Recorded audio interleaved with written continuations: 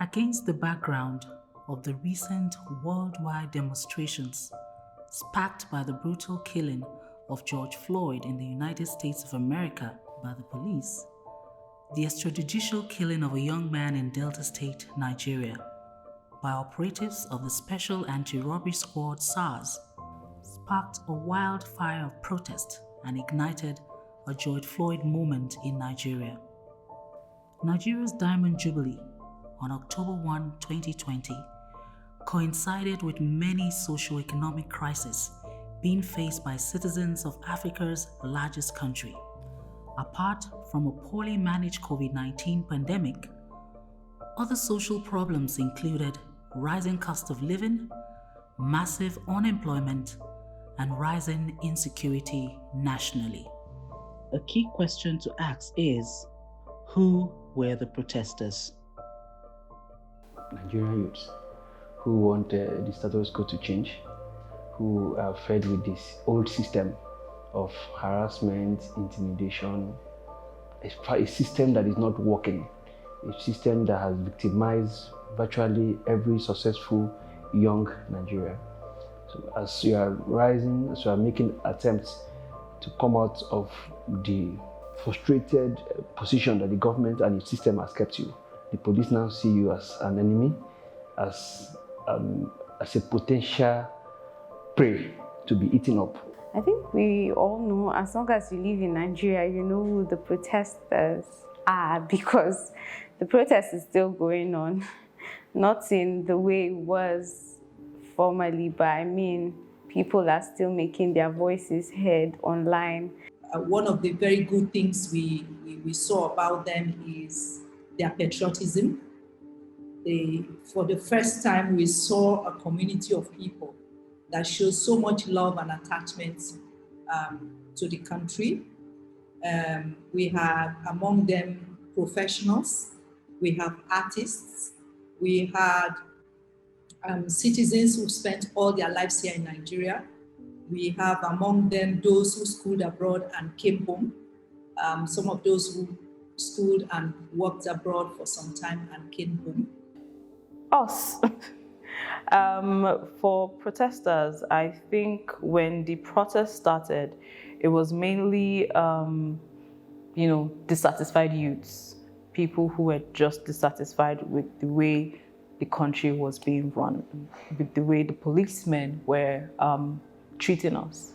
A lot of them professionals who have had series of encounters with the police, and those encounters were all geared towards exploiting them, oppressing them, and they felt that the rule of law in our constitution was not being respected by the law enforcement agency, and therefore decided to act. These were a group of young persons committed to the rule of law and democratic norms who worked very hard to correct an evil they had observed in the practice of democracy in their country.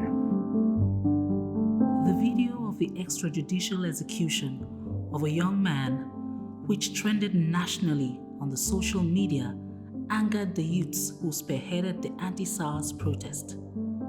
They called for scrapping of SARS as a special anti-robbery squad of the Nigeria Police Force.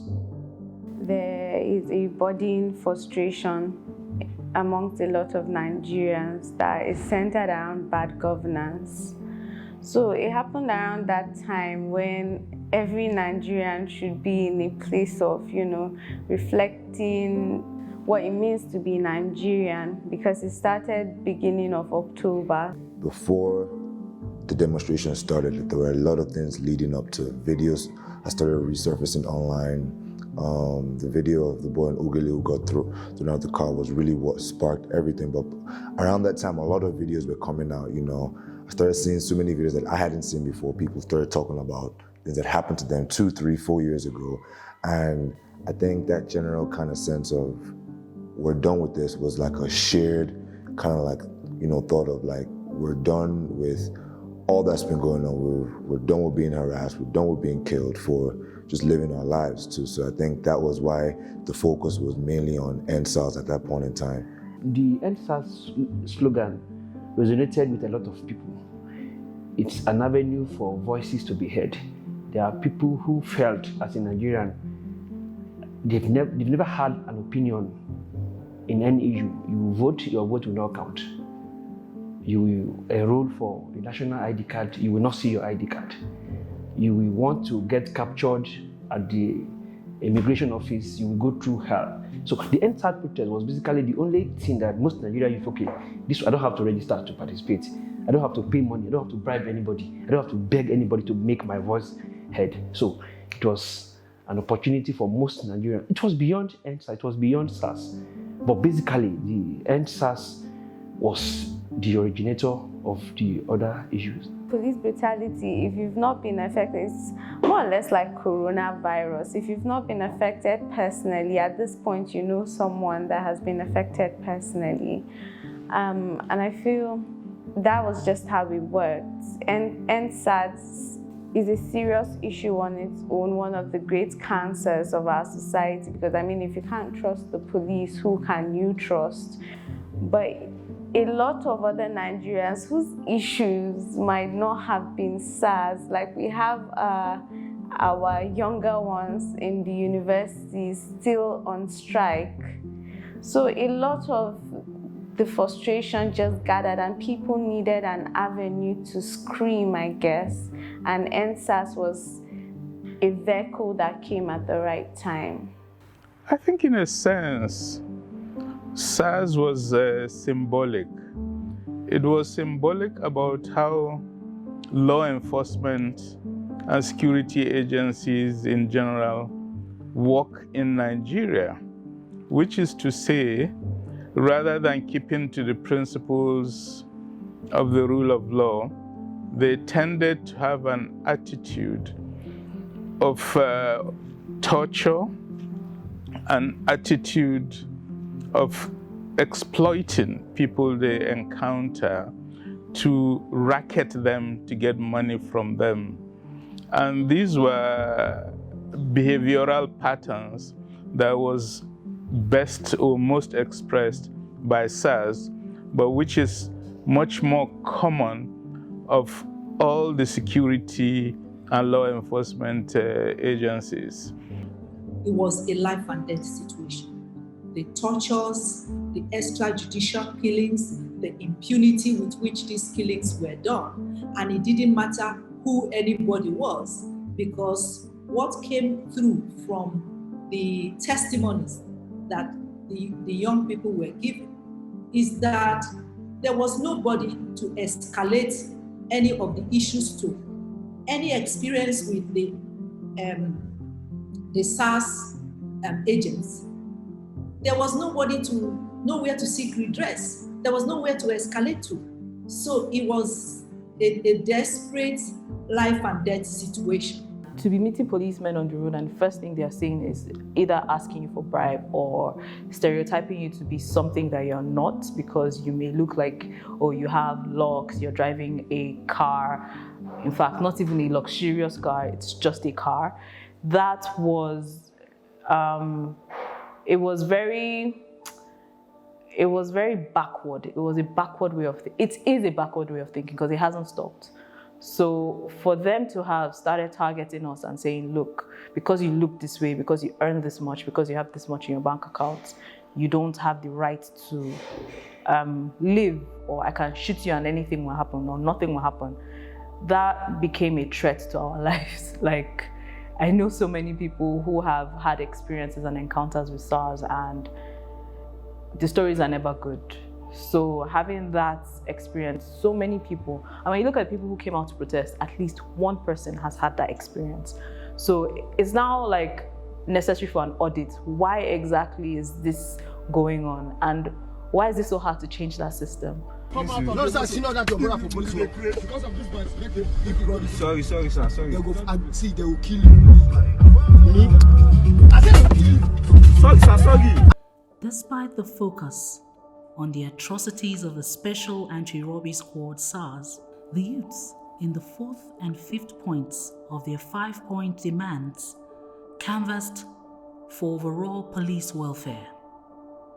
They called for carrying out psychological evaluation and retraining of all disbanded SARS operatives before they can be redeployed. President Buhari, while receiving the 5-point demands from the Lagos State Governor, acknowledged and accepted the demands of the protesters. However, the protests did not stop. You know, history repeating itself again. I think 2017, they said 2017, 2018, 2019, that's 3 years of, we've stopped SARS. They are no longer operational. And it's 2020, they're still shooting a lot of us on the road. They're still harassing us, extorting us, taking money from us, profiling us, especially if you have dreads. So in my case, living in Nigeria, every other night when there's a police checkpoint, I'm paranoid because they might stop me for no reason. We know for a fact that the government obviously lied about that because thank God for social media, there was proof. So we could see everything. You guys said you're going to solve the problem, yes, but what happened 2017? What happened 2018? What happened 2019? You had 3 years to change it. And it's 2020, we're still begging for the same. We're begging, because literally at this point, we're begging for the same thing, that we don't want this anymore, that when will this stop? It has to stop right now. Most Nigerians have lost trust and confidence in government. Government has always betrayed the people by never keeping to promises. As you know, government often set up panels to investigate incidents such as, killings by police only as a ploy to calm frayed nerves. Reports of many past investigations were shelved and recommendations were never implemented. So the people this time wanted to see concrete action before they would believe government and its promises. And of course, the actions that government undertook in the aftermath of the nationwide protest vindicated the people. Whereas government, called for dialogue, and also judicial panels of inquiry were set up in many states. Government still went ahead to start a clampdown on the same people that it was inviting for dialogue. I think they continued because the young persons involved were no longer ready to believe falsehood directed at deceiving them. Specifically, in December 2019, after EndSARS protests, especially in the social media, the police responded by saying they had banned SARS. A week after this disbandment of SARS, they issued a statement saying what they meant is that instead of it being called SARS, it will now be called FSARS, Federal SARS. Therefore, it was a cosmetic change of name and not a change of content. So when therefore this time again, at the urging of the federal government, the police announced they had disbanded SARS, nobody believed them because people recalled that they've announced previously that they had done so, but in reality they had not done so. So there was a deficit in terms of trust between the young people and Nigerian authorities. The speed with which the government disbanded SARS and came up with SWAT, it was so fast. And the whole process of disbanding SARS would take some time. And it needed to be transparent, it needed to be open, it needed to carry other stakeholders along in society. The massacre of unarmed EndSARS demonstrators at the Lekki toll gate on the 20th of October 2020, however, led to a dramatic turnaround of more than 2 weeks of peaceful protests. While it halted the protests, the nation witnessed a violent turn of events as uncontrollable mobs took to looting warehouses where COVID-19 palliatives were stored. I know that I went out to protest for a reason, but you can't tell everyone's agenda I know a good majority of the people I met were out because they had gone through all this and they were tired of it. But I feel, you know, in a way, I would say I can blame 50% on the government for paying off people. There was proof, and like I said, these days you don't need to wait for the government to tell you that we didn't do this. Everything is online. As it's happening, people are reporting it.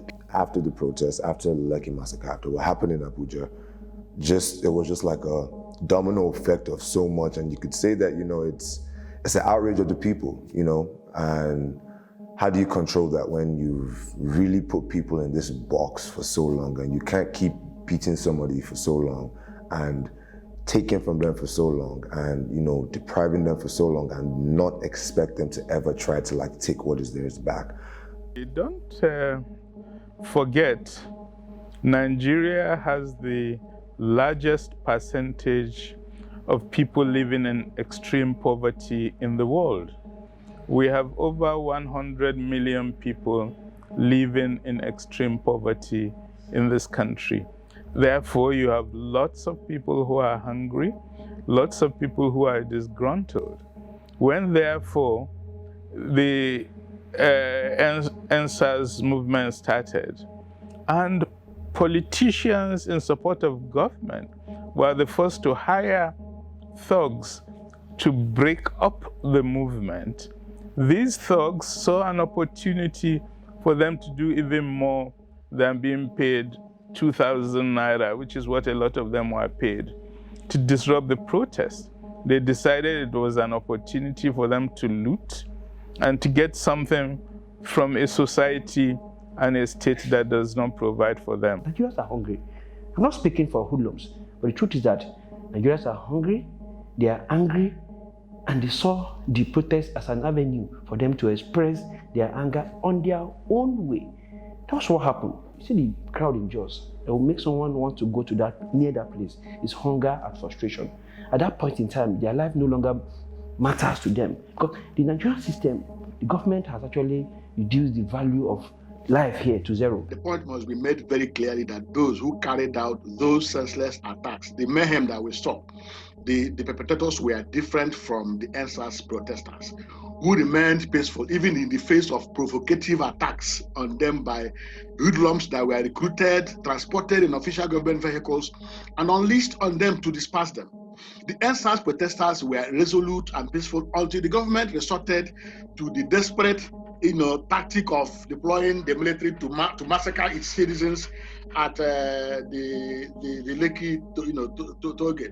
It was that brutal attack that provided the spark and the space that hoodlums seized to carry out violence, vandalism, looting and arson that spread over the country, in which police stations and officers were unnecessarily targeted. And of course, you know that these hoodlums, by the way, are also products of bad governance. And part of the demands of the EndSARS protesters was also an end to bad governance. Ultimately, I think that government should take responsibility for what happens and stop blaming people who were only, exercising their rights to, peacefully, protest.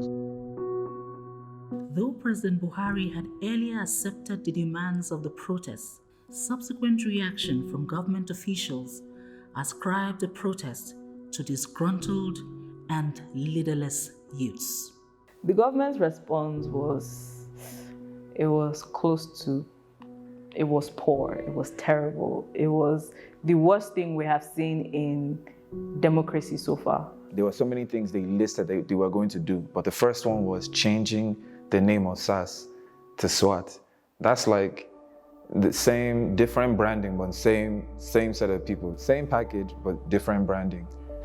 That really doesn't do anything. I think the government didn't handle this well at all. For the government's response has been business as usual. It appeared from looking back that the government was more focused on just getting the process off the streets. We don't know if it's because it was hurting business interests or because of the international pressure that it was getting and how the movement had gotten a lot of international attention and so the government was embarrassed and uncomfortable about it, or a combination of all of this? The government responded well initially by accepting the 5 demands of the movement and directing the police to disband SARS. However, the government became irritated by what they considered the continuation of the protests after they thought they had made a good offer, and turned completely against the protesters.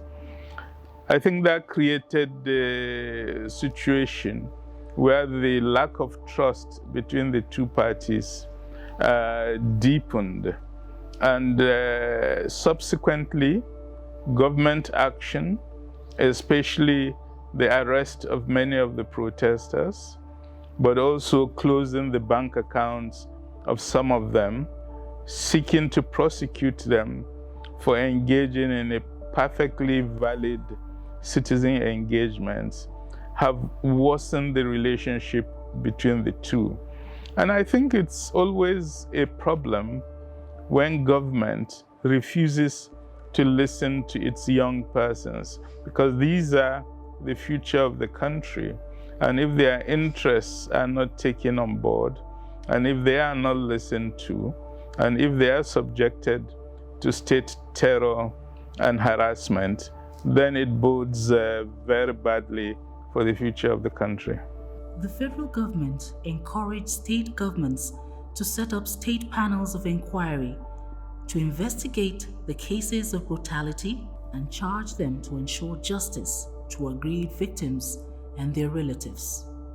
They probably just established the units to make us shut up and make it feel like they're actually doing something. So when you ask them, what have you guys done? I feel like they just made that for the international community to see that they're taking care of us. They really didn't do anything. They're not empowered to do anything. I saw a video of them trying to go identify some of the bodies, and they were not allowed. But you said you gave them power. Why aren't you allowing them to do the littlest thing, the most that they can do? Or northern governors are saying, oh no, we don't want, because SARS is their tool of oppression. They use SARS to oppress the people there. And those people are so used to violence and banditry and a breakdown or a decay of the security infrastructure that they don't even know what to expect as to be good. This is all they've ever known. There's a generation of people that only ever known violence in Nigeria. So setting up a panel in those states now, those people don't even know what to ask for anymore. Having served in many similar panels in the past, I would say that the problem with these panels is that they have very little power. At the end, after their analysis, they write a report which they submit to government. And in many cases, government simply disregards the contents of these reports. On this specific case, these panels are set up by state governments, and the agency in question, the Nigerian Police Force, is a federal agency. So the empowering authority for the panels does not really have authority over the agency in question, which is the Nigerian Police Force. And now, what will follow this massive mobilization? Can it translate into a permanent and organized movement? A lot will depend on whether these young persons engaged in this movement have the courage and the strength to continue. It's good to know that if anyone wants to get into power right now, they're going to be checked by the youth. We're basically going to be saying, if you're really going into the office to do what you say you're going to do, you might as well do it, because if you don't do it, we're coming for you. People need to understand that, one, if not for anything, we won with this protest in the sense that everybody has been enlightened and empowered. I think not just the youth, but like the whole nation, Nigeria, as it is. So I see that as a win, and there's that awakening stage that has happened. Citizens generally, beyond the young people, are beginning to say, wait a minute, we can't continue like this. We citizens have got to take a stand and have the government be accountable and have the government do what it's supposed to do. I think that consciousness of sovereignty and to whom sovereignty belongs I think that consciousness has been heightened with the EndSARS movement and the things that have happened post the street protests. As spontaneous as the EndSARS was, it was very organized. And so imagine if we actually intentionally go to the drawing board and say, okay, we know who we're up against. It's a shame that we're up against our governments, but it can be more organized. And I think Nigerian youth in their small circles are already working towards that. You go online, you hear of this group meeting to strategize, you hear of that group doing sensitization. The people in Jos were going house to house. A group in Abuja, they were going to the market and passing out flyers filled with information about these, the EndSARS protests and what it was about. The EndSARS protests, for me, restored some hope that our youth who had hitherto been passive, suddenly found their voices and their energy. It was like an awakening of consciousness, and the youth spoke out loud and clear in one voice. And I think that these protests were sustained and built a momentum, and I think it also demonstrated the fact that the youth, who constitute about 70% of the active population, are in a position to drive the true change we need in this country, not the APC type of retrogressive change. The youth can determine the direction that things must go in this country. And I think they should transform the youth movement into a political party that should contest for power in 2023. Our youth need to sustain this new consciousnness and this momentum and flush out the expired, corrupt, incompetent, self-serving, opportunistic, and unpatriotic recycled old elements who have held this country down for so long. Give me good governance. Say no to ASU strike. Say no to ASU. Say no to unemployment. Say no to poverty. Say no to illiteracy. Say no to SARS killing the youth. Say no to SWAT, name baptism. We don't want it. We don't want you to baptize name. Say no to killing. Say no to injustice. Say no to embezzlement. Say no to looting.